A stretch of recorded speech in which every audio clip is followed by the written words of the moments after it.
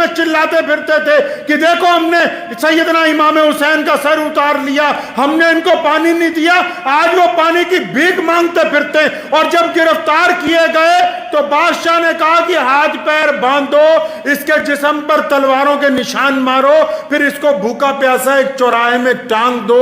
جب 3-4 دن گزر گئے، پیاس کی وجہ سے زبان باہر نکل آئی۔ کون؟ شمر، جو کہتا تھا کہ میں پانی نہیں دوں گا۔ ظالم آدمی جب تخت پر بیٹھتا ہے تو یزید نے سوچا کہ اب تو ہمیشہ میری حکومت رہنی، جو چاہے وہ کرو۔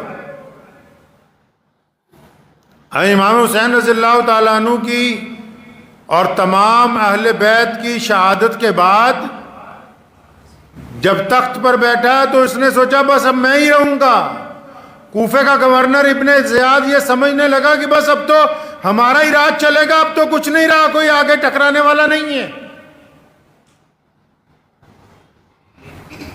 ظالم حکمران جو ہوتے ہیں ان کی سب سے بڑی غلط فہمی یہی ہوتی ہے۔ حکومت، طاقت ایک ایسی چیز ہے کہ جب کسی کے پاس آتی نا تو سب سے پہلے اس کے دماغ میں یہ بات آ جاتی کہ بس اب میں ہی ہوں۔ جب آ جاتا ہے نا کہ بس میں ہی ہوں، قرآن نے کہا نا انا خیر منہ،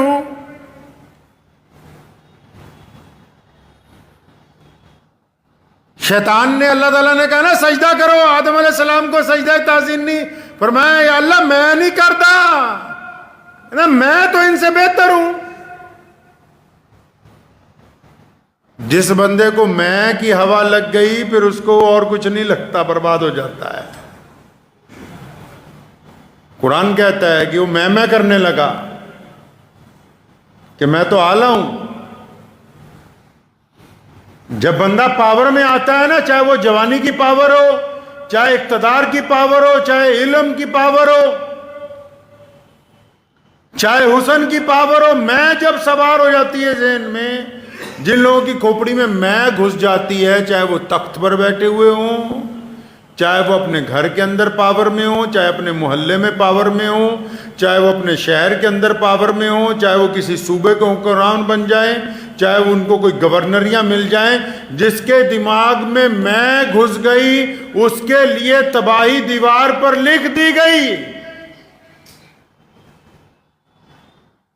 اس کا زوال آنا طے ہے،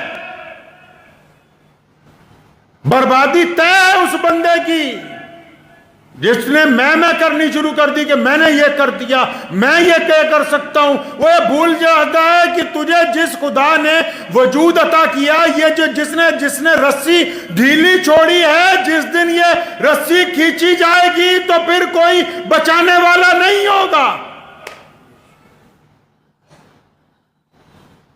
میدان کربلا میں شمر نے، بدبخت نے کہا، کہتا جانوروں کو پانی میں دے سکتا ہوں۔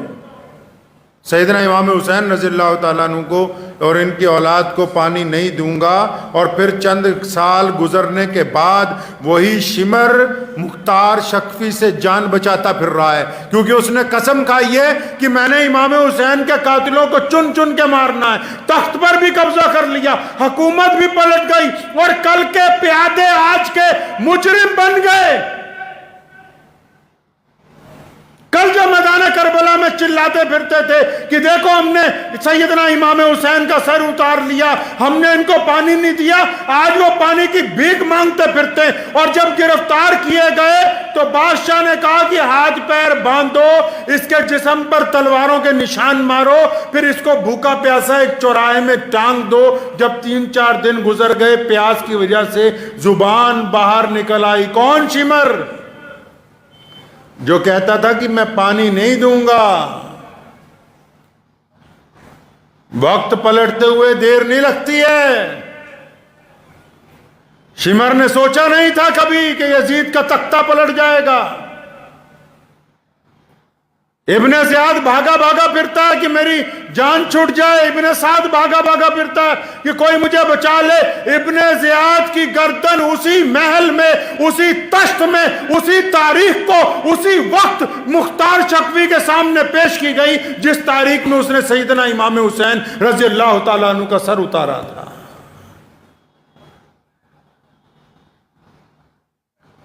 ابن سعد بھاگا بھاگا پھرتا ہے کہ میری اب کسی طرح جان بچ جائے۔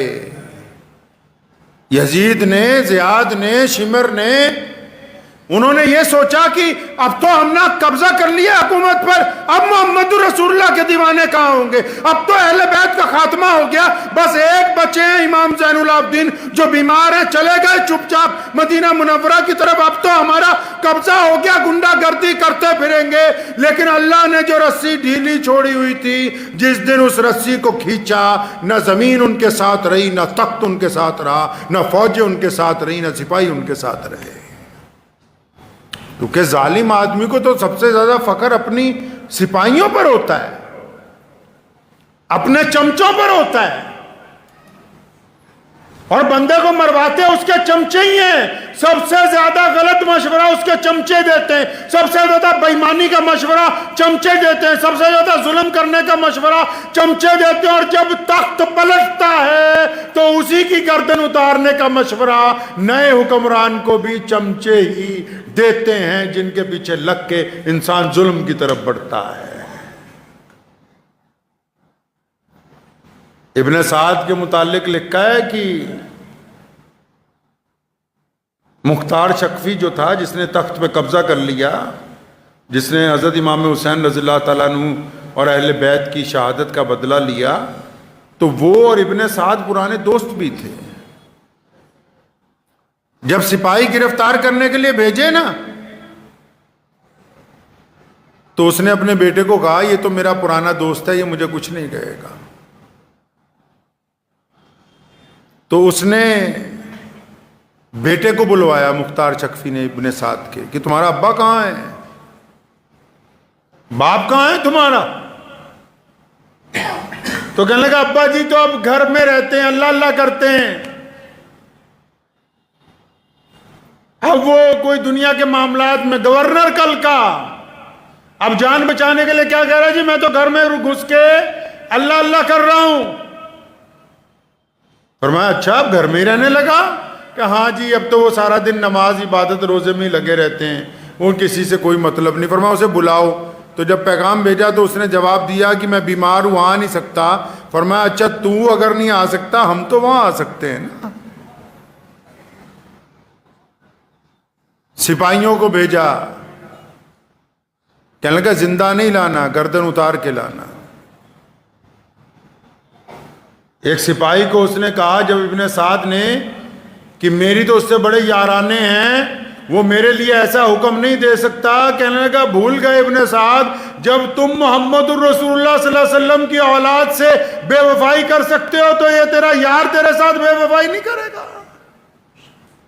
میں مانتا ہوں آخرت میں سزائیں ملنی ہیں، میرا ایمان ہے اس بات پر کہ مرنے کے بعد سوال جواب ہوگا، ہم اس بات پر یقین رکھتے ہیں کہ جہنم کے اندر بھی جانا پڑ سکتا ہے، قیامت والے دن ترازو میزان کا لگایا جائے گا، لیکن میرے اللہ نے کہا کہ کچھ گناہ ایسے ہیں جن کی سزا دنیا میں مرنے سے پہلے دی جاتی ہے تاکہ دنیا والوں کو پتہ لگ جائے کہ یہ فلاں آدمی انسانیت کا غدار تھا، فلاں آدمی خدا کا غدار تھا۔ اس کو دنیا کے اندر بھی عبرت کا نشان بنایا جاتا ہے، آخرت کے اندر بھی عبرت کا نشان بنایا جائے گا۔